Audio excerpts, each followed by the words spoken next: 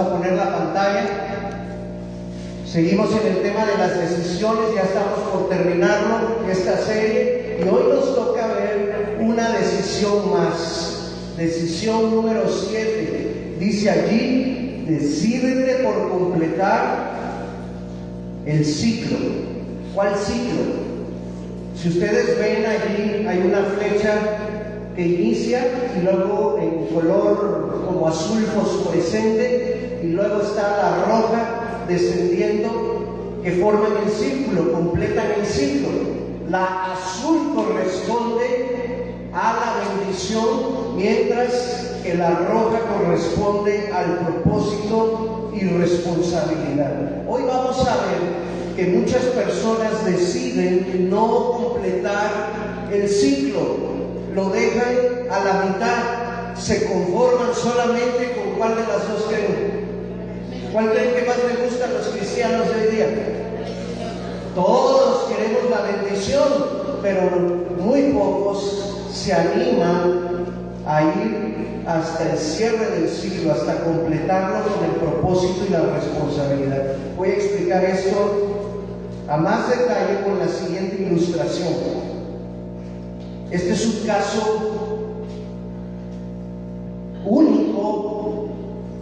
Bueno, no es único, porque sí se han dado varios casos, pero la probabilidad de que hermanos siameses nazcan, como se dice, pegados del cráneo, de la cabeza, es decir, que compartan la cabeza, aunque cada uno tiene su cuerpo, porque hay siameses que nacen en el mismo cuerpo con dos cabezas. Ese está todavía más terrorífico. Pero cada una de las chicas tiene su cuerpo, pero están pegadas por la cabeza. Y en el caso particular de Cristi y de Tatiana, que nacieron por allá en el 2006, a ellas se les diagnosticó que era muy riesgoso hacer la operación de separación, porque compartían prácticamente el cerebro y no sé qué tantos más órganos de la cabeza, que si se atrevían sus papás a hacer la operación, lo más seguro es que murieran las dos. Y de por sí el parto ya tenía un alto grado de riesgo para estas siamesas, pero lograron nacer. Ahí estuvo el primer milagro. El segundo milagro fue que lograron sobrevivir, porque los doctores dijeron: si llegan a nacer no les damos ni 10 días. Y el tercer milagro fue que los doctores dijeron: pues la esperanza de vida para personas que nacen así es muy pequeña. Hasta el día de hoy siguen vivas. 2006 y 2023 son 17 años tienen, sí existen, no es una foto photoshopeada, gracias Brian, sino que es una foto que les tomaron a ellas, creo que cuando cumplieron 10 años. Propósito, responsabilidad y bendición son como hermanas siamesas unidas por la cabeza. No se pueden separar según el plan de Dios, pero nosotros a veces somos tan vivos, somos tan increíblemente creativos, que el plan de Dios nosotros nos lo pasamos por encima y nosotros sí logramos separarlas. Pero ese no es el deseo de Dios, no es el plan de Dios ni es su diseño. Dios quiere que la bendición y el propósito, responsabilidad caminen siempre juntos. Me gustaría hacer esto más ilustrativo y pedir a dos hermanos que vengan aquí al frente y que se pongan así, a ver, y para que se imaginen nada más lo coordinado que deben de estar estas hermanas para poder hacer todas sus tareas. Recuerden que son dos cerebros, son dos personas, son dos voluntades distintas.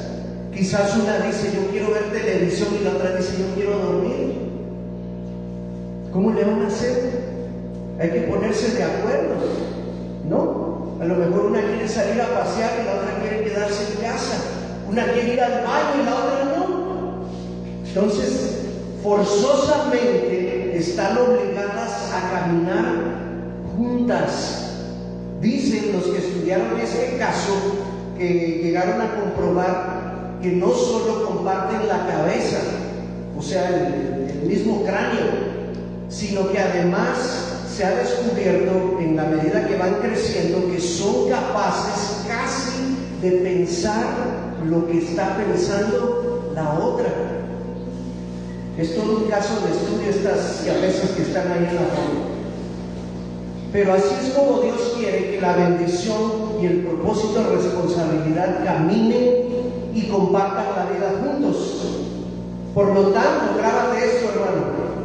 No es el deseo de Dios que tú separes la bendición del propósito, responsabilidad. Que otros lo estén haciendo así no es para aplaudirles, no es para festejárselos, es más bien para señalárselos y decirles lo que están haciendo no es correcto.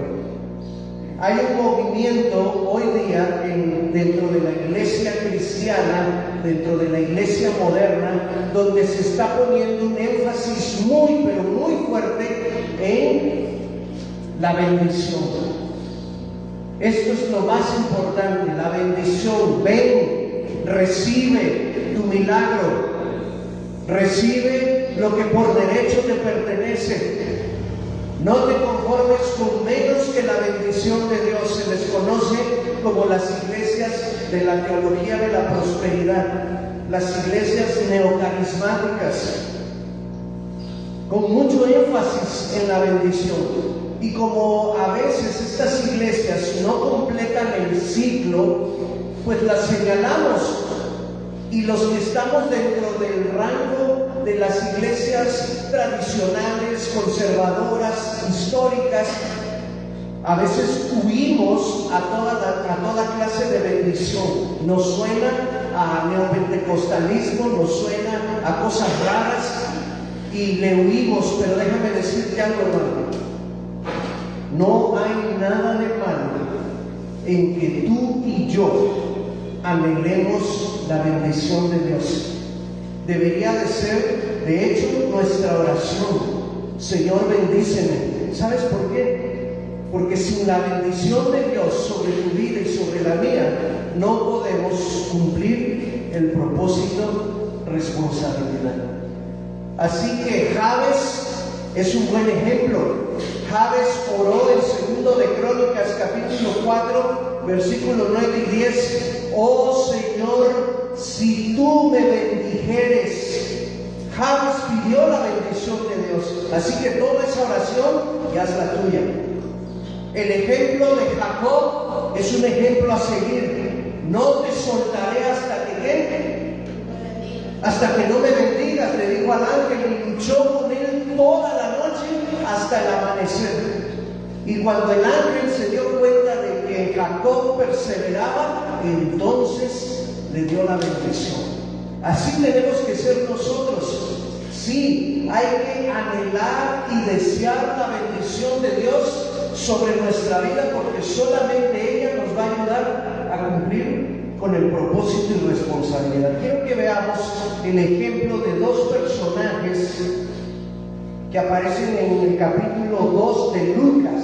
Por favor, ve a este pasaje en tu Biblia.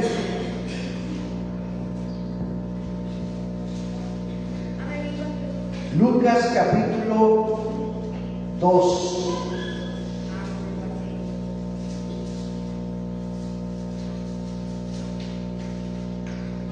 No es precisamente la noche de Navidad, de la primera Navidad, pero sí esta historia aconteció tan solo 8 días después de la primera Navidad. Jesús acababa de nacer y entonces 8 días después sus padres lo llevaron al templo para cumplir con el requisito que el Señor había marcado en la ley de Moisés, allá en Levítico 12. Por cierto, en días pasados nos tocó leer Levítico, y espero que recuerdes en esas lecturas de la Biblia cada día que estamos llevando, que el Señor puso una condición para todo hijo primogénito. tenía que ser ofrecido a Dios, entregado a Dios, porque los primogénitos, dijo el Señor, me pertenecen, por cuanto yo los liberé a ustedes, matando a los primogénitos de Egipto. Pero como obviamente ustedes no me van a dar a su primer hijo, vamos a hacer un intercambio, me tienen que traer una ofrenda a cambio de su hijo primero. Así que José y María ven que su primer hijo es un varón y dicen, tenemos que cumplir con la ley, hay que ir al templo en Jerusalén y entregar la ofrenda, circuncidarlo a los 8 días. Leemos en los pasajes previos, los versos del 21 al 24, que están en ese proceso de entregar la ofrenda, y que ellos dieron un par de tórtolas o 2 palominos, lo cual correspondía a la ofrenda más barata. Lo que el Señor pedía como ofrenda por un primogénito era un cordero.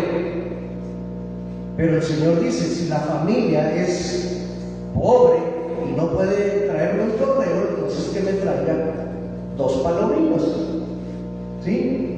Y entonces vemos que José y María pues no tenían muchos recursos y llevaron la ofrenda más barata para ofrecer a cambio de su hijo, el cual ya estaba circuncidado.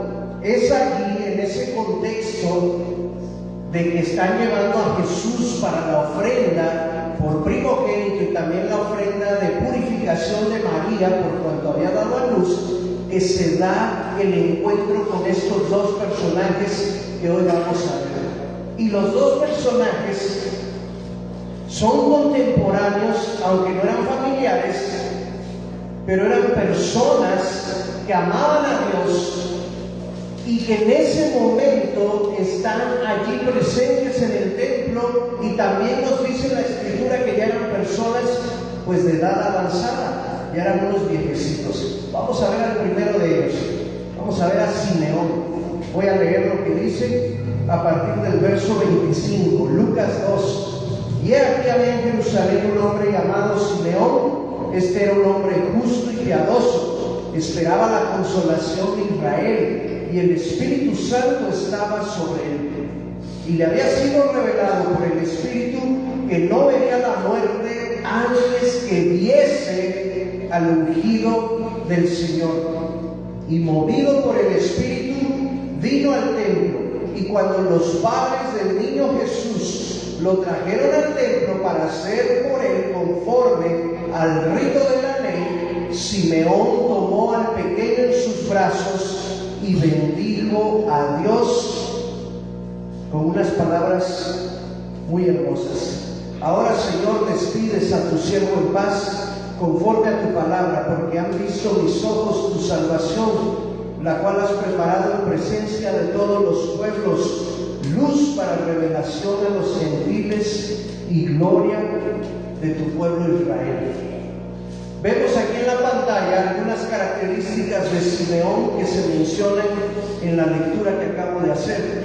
Dice que Simeón, que era un hombre piadoso, grande de edad, justo, era un hombre devoto, apasionado por Dios. ¿Cómo sabemos que era un apasionado por Dios? Porque dice que el Espíritu Santo estaba sobre él. Cuando la Biblia menciona al Espíritu Santo sobre una persona, quiere decir que esa persona está bajo el control absoluto del Espíritu Santo. Y para llegar hasta ese punto, hermanos, se necesita una comunión íntima y profunda. ¿Cuándo y cómo el Espíritu le reveló a Simeón que no iba a morir hasta que sus ojos vieran al Salvador? No nos lo dice el pasaje a detalle, pero se entiende que fue en un tiempo antes, quizás cuando era un hombre adulto o quizás cuando era un joven. Pero este hombre sabía en su corazón que él no iba a morir hasta que con sus ojos pudiera contemplar la salvación de Dios a través del Mesías prometido. Así que este hombre vivía con una esperanza que quizás ya había tardado varios años, pero él seguía convencido, confiado de que la promesa se iba a cumplir. ¿Qué dice el pasaje? A ver si lo pescaste.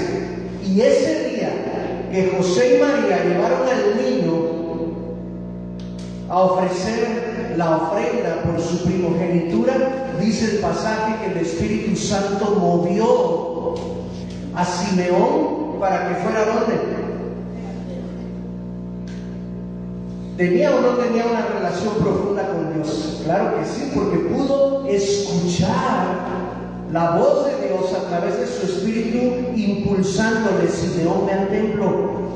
Hoy es el día en que se cumple la promesa. ¿Cómo pudo reconocer Simeón al niño? Porque este ritual, hermanos, era un ritual para todos los judíos.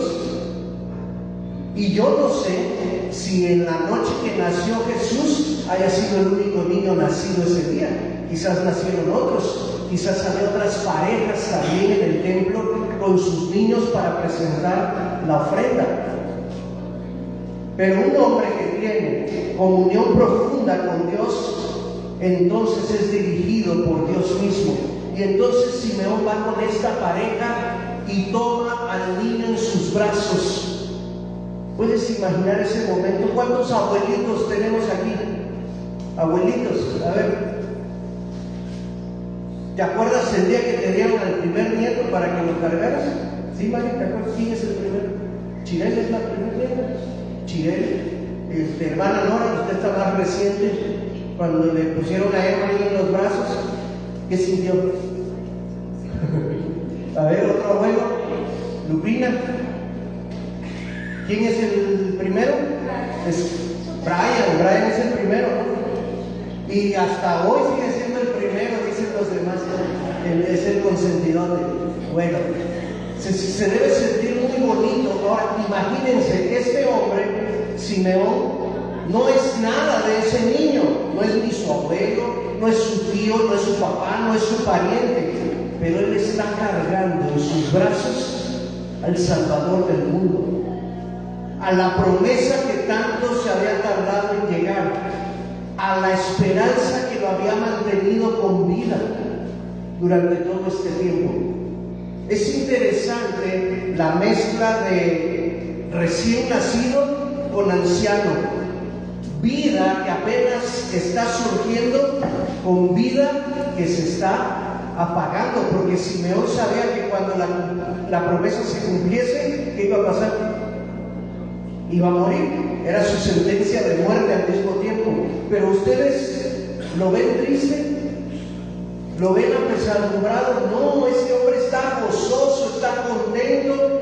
Él está siendo bendecido y no oculta su emoción de ser bendecido. Está feliz porque él con sus propios brazos y sus propios ojos puede contemplar la salvación de Dios. Este niño es la promesa, este niño es el Mesías, y es un Mesías que ha sido enviado no solo a Israel, sino para salvación, dice, de todo el mundo, luz para los gentiles. ¿Cómo supo Simeón esto? Otra vez la conexión fuerte con el Espíritu Santo que lo lleva a profetizar el alcance del ministerio de Jesús. No un alcance local, sino un alcance global. Por eso la pantalla primera de Dunamis siempre dice poder local, efecto global. Porque es lo mismo con Jesús y de él tomamos ese ejemplo. El hombre está tan feliz, pero se acuerda de la otra siamesa, del propósito de responsabilidad. No solo dice: hoy estoy cargando a la luz de Israel, el Salvador para nuestro pueblo, el Salvador enviado para bendición de los israelitas. Este hombre sabe que la bendición existe, la bendición de Dios existe para ser compartida. Y entonces incluye a todos los linajes de este mundo. luz para salvación de los gentiles. Y antes de irse de este mundo, todavía Simeón aprovechó para bendecir a José y a María. Dice el verso 33, José y su madre estaban maravillados de todo lo que se decía acerca de Jesús, y los bendijo, ¿quién? Simeón. No solo dijo esa palabra profética para bendición del niño, sino también se tomó un tiempo para bendecir a sus padres y para revelarles un poquito acerca del futuro con este pequeño. Y se dirige a María y le dice: he aquí que este niño está puesto para caída y levantamiento de muchos en Israel, y para señal que será contradicha, y una espada traspasará tu misma alma, para que sean revelados los pensamientos de muchos corazones. ¿Qué estaba diciendo Simeón? Que ese niño venía con una misión, la misión de descubrir, desnudar las intenciones de los corazones de los seres humanos. Muchos, dicen, van a ir en pos de él, muchos serán salvos, muchos lo seguirán, pero muchos también se le van a oponer.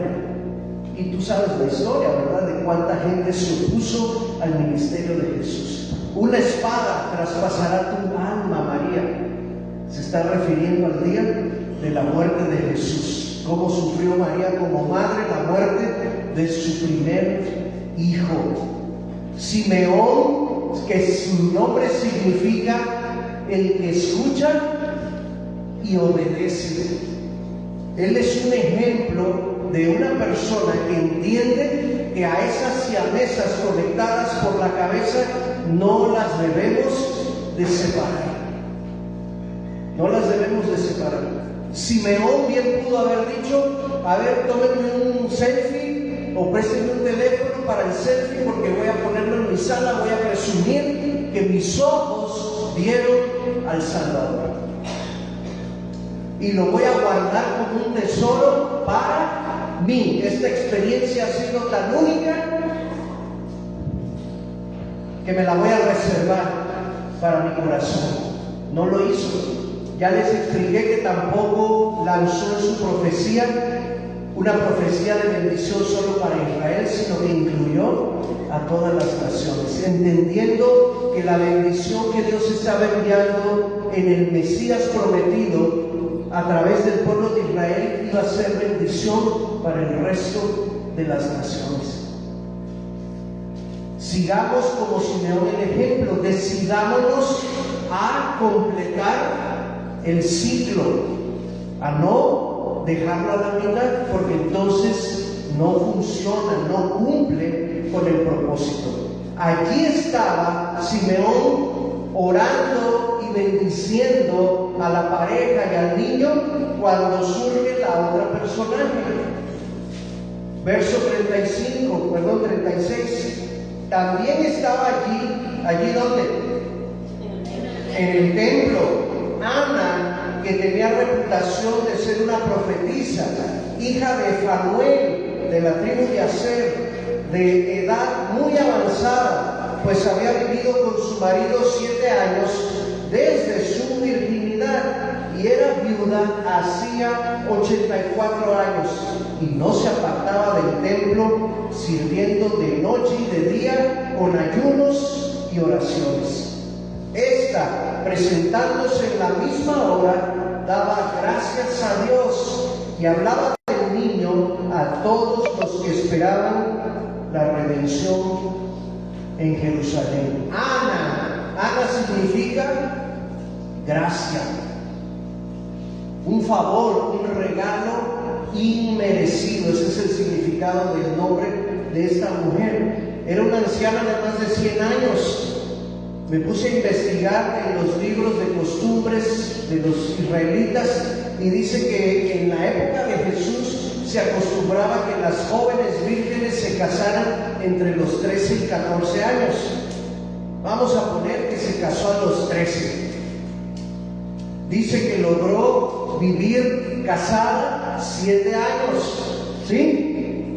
13 más 7, 20. Y que hasta desde hacía 84 era ya viuda. 20 más 84.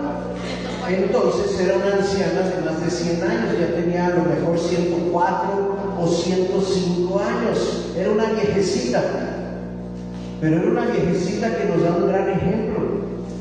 Dice que le encantaba estar, ¿dónde? O sea, ¿en dónde? En el templo. ¿Qué hacía en el templo? Alababa a Dios, adoraba su nombre y lo hacía con ayunos y con oraciones. Ahora, ¿cada cuándo iba al templo? Dice, todos los días, de día y de noche, no se apartaba del templo. Allí estaba esta mujer adorando a Dios. Hiciera varias anas en mi congregación. Porque así como necesitamos de la fuerza, de la energía, del vigor para pintar, para decorar, para dejar bonito un edificio, necesitamos el otro ministerio, el que llena este lugar de incienso, de olor grato al Señor. Gente que pueda venir y decir, pastor, ¿me presta la llave? Quiero pasarme ahí 1 hora orando. Aquí en el altar se trae su cojincito y se queda orando. Y se queda haciendo caminata de oración por entre las sillas, entre iba a decir las bancas, pero no son bancas, entre las sillas, porque ya más o menos ubicamos dónde se sienta cada familia. Aquel que viene a alabar, aun y cuando no hay ni un solo músico tocando. ¿Sí me explico? Ahora usted puede con toda confianza decirme o hablarme, pastor, quiero agendar una cita con mi Dios en el templo. Voy a pasar por la llave a tal hora. Y yo le presto la llave y usted viene y hace aquí su tiempo de adoración. Si usted gusta, puede hacerlo. Esta es una de las bendiciones que tenemos ahora de contar con un lugar. Y esto es algo que en lo personal a mí me gusta hacer, venirme aquí cuando no hay nadie y encontrarme con Dios y poder orar en las sillas, recordando a las familias, poder orar por las naciones. Ahora que están las banderas, le voy a dar un premio al primero que le diga todas a quién le pertenece, ¿sí? Y un buen premio. No voy a decir cuál, más se los dejo. Me tienen que decir todas las banderas y me tienen que decir el texto en sí. Bueno, Ana era ese tipo de mujer, de día y de noche, en el templo, con ayuno y con oración, adorando al Señor. Quizás ese día, mientras ella estaba orando y ayunando, quizás alcanzó a oír la plática. Y quizás en otras ocasiones ella ya había coincidido con Simeón. Recuerden que eran contemporáneos, eran hermanos en Cristo. Cristo apenas iba a llegar, ¿no? Pero eran hermanos por la fe en el Mesías, que asistían a la misma sinagoga en Jerusalén. Y mientras Ana le compartía a Simeón lo que Dios le hablaba en sus oraciones, quizás Simeón le compartía a Ana lo que el Espíritu le había dicho. Así que cuando Ana quizás oyó a Simeón que cargaba al niño y pronunciaba esa profecía, reconociendo a ese pequeñito como el Mesías, Ana dijo, con permiso, necesito yo también verlo, necesito estar donde él está. Y algo sucedió con esta mujer. Se fijaron el efecto que tuvo el encuentro de ella con el pequeño Jesús recién nacido. Esta era una mujer que no le gustaba apartarse del templo, le gustaba estar aquí. Pero tan pronto como supo que el Mesías había llegado, ¿qué fue lo primero que hizo? ¿Qué dice el pasaje? No tiene que adivinar, aquí dice, y hablaba del niño, ¿a quién? a todos los que esperaban la redención en Jerusalén. Una mujer que se había acostumbrado a estar 84 años metida en el templo, de repente dice: no me puedo ya quedar aquí, porque ya mis oraciones han sido contestadas, han sido escuchadas. Ahora lo que necesito es decirle a la gente que por lo que lloraba o por quien lloraba, ya llegó, ya está aquí, ya se dio respuesta a mi oración. Esta mujer pasó sus últimos años afuera del templo compartiéndole a la gente acerca del niño que había nacido. Igualmente, hermanos, Ana entendió que la bendición que había recibido necesitaba ser compartida, porque eso era parte de su propósito y de su responsabilidad. No se paró y se quedó con lo que le convenía, que es la parte de la bendición, sino que asumió la parte que le correspondía hacer a ella, que es la del propósito y responsabilidad. Mira, como conclusión, lee conmigo lo que dice allí. Ambos personajes entendieron que debían buscar la bendición de Dios, pero no para quedársela egoístamente, sino para compartirla con otros. Amén. ¿Queda claro eso en la historia de estos dos personajes? ¿Te queda claro a ti y a mí? No hay dudas de que tanto Simeón como Ana, ese par de ancianitos, recibieron una bendición que anhelaban con todo su corazón y que fueron fieles y persistentes en esperar el tiempo de Dios para recibirla. Pero tan pronto como la recibieron, decidieron compartirla con las personas a su alrededor. A mí me queda claro, pero quiero que te quede claro a ti. Ahora, la gran pregunta es: ¿tú también lo entiendes? ¿Te queda tan claro como a Simeón y a Ana? ¿Qué estás planeando esta noche? Dime, ¿qué vas a hacer para esta noche? ¿Cuántos ya tienen regalos? Sean sinceros, yo ya tengo mi mano levantada. Yo ya fui a comprar regalitos, me preparé contigo. ¿Sí? ¿Cuántos tienen cita el día de hoy con sus familiares, con sus amigos, para pasar la noche juntos de Navidad? Bueno, Nochebuena, Navidad. Manos arriba. Eso también es correcto y es bueno. ¿Cuántos estuvieron con tiempo preparando la receta del pavo o el tamal? No sé qué se vaya a comer usted, pero ya compraron todo, lo tienen listo, lo dejaron horneando o lo dejaron calentándose, o el carbón, si va a haber carnita asada. La comida está lista para esta noche. ¿A cuántos les toca cocinar? Está bien, todo eso está bien. Pero eso, ¿sabes?, entra dentro de la parte de la bendición. ¿Cuántos de los que están aquí ya conocieron a ese Jesús que vino a este mundo y que nació ya en sus corazones y que ahora lo tienen como Salvador de sus vidas? Todos hemos sido bendecidos en ese aspecto. Ahora, ¿qué vamos a hacer esta noche? Malgastarla solamente dándonos regalos, comiendo hasta que quedemos bien panzones, desvelándonos hasta que den las 12 para que abramos los regalos y presumiendo quizás tu outfit que te compraste para lucir esta noche de Navidad? Sería un mal gasto de tiempo y de oportunidad, porque quizás hoy en tu casa o en la casa donde vas a estar, allí va a haber familiares y amigos que no han sido bendecidos como tú. Y entonces es tu propósito y tu responsabilidad compartir la misma bendición que has recibido con aquellos que van a estar bajo tu mismo techo esta noche. ¿Se entiende ahora sí? ¿Qué respondes a la pregunta?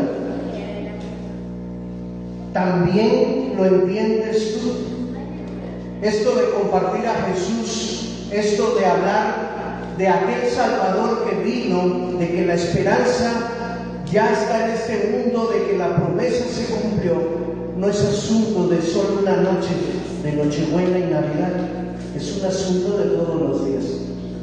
Porque Dios nos ha llamado a compartir no solo con familiares y amigos, sino también con aquellos que ni siquiera conocemos, pero que forman parte de mi comunidad, con aquellos que viven en estos países, sobre todo los de las primeras banderas, donde no se celebra la Navidad, donde no hay esperanza, donde no saben que la promesa ya se cumplió, donde no saben que la oración ya fue contestada.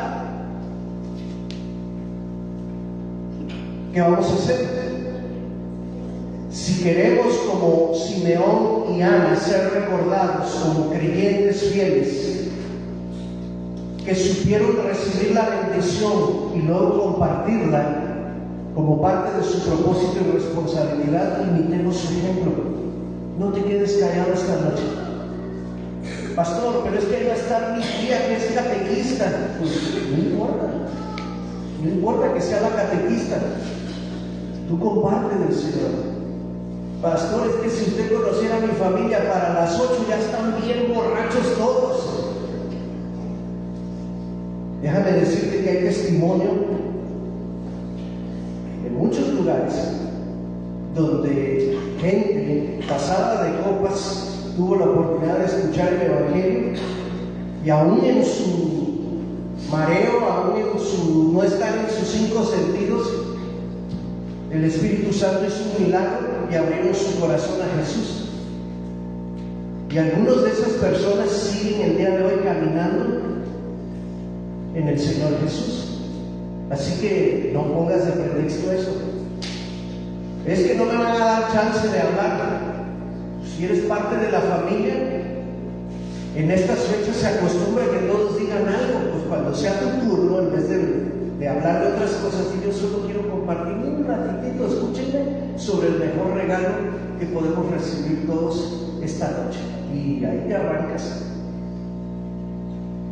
Esto es crecer, esto es madurar, esto es aprovechar las ocasiones que se nos presentan para hacer la tarea que Dios nos ha encomendado a hacer. Y hoy Dunamis podría tener una gran cosecha en diferentes lugares, en diferentes colonias, tan solo por tu testimonio. ¿Quién se anima? Porque quiero orar por esas personas. Si alguien me dice, pastor, yo estoy pensando que hoy sí tengo reunión familiar, va a haber fulana, sultana, mengana, ore por mí, porque yo sí quiero animarme esta noche a compartir de Jesús. ¿Alguien quiere hacerlo? Póngase de pie, porque quiero orar con usted. Al mismo tiempo, quiero orar por todos. ¿Saben por qué por todos? Algunos solamente se van a reunir en familia y quizás ya toda tu familia conoce de Cristo, pero reunir a toda la familia, eso es un show, hermano. ¿Le ha tocado estar a usted en reuniones navideñas con su familia, con parientes, tíos, tías, primos, primas, cuñado, la cuñada, los nietos, las nietas? ¿Les ha tocado pasar una noche así? Yo sí, desde chiquito allá en Veracruz así se juntaban todos los tíos y tías. Y era eso un caos de caracteres, de diálogos, pleitos, broncas, resentimientos de que no fuiste, tú fuiste y no fui, que yo soy el preferido, que la no sé qué, y casi. Y luego, después de que se peleaban, todos se contentaban, y luego todos jugaban, y luego todos se emborrachaban, y así, pero así es la dinámica familiar. También quiero orar hoy para que tú en tu hogar puedas darle el lugar que merece a nuestro Señor Jesús. Que en tu casa hoy haya paz. Paz con Z, no con S, porque con S es la onomatopeya de pez, ¿no? Es de ese paz no. Queremos paz con Z. Señor, reinando, que no haya pleitos, que no salga un periodicazo por ahí, familia fulana de tal, se agarraron a botellazos. ¿Sí? Así que déjenme orar primero por los que van a compartir y después nos ponemos de pie todos y oramos unos por otros para que esta noche pueda ser una noche muy especial. Señor, te doy gracias por estos valientes que entienden la oportunidad que les das hoy de compartir la bendición y de cumplir su propósito y responsabilidad. Hoy, Señor, les vas a dar la oportunidad de estar con familiares, con amigos, y te ruego que puedas abrir sus labios para compartir la gran bendición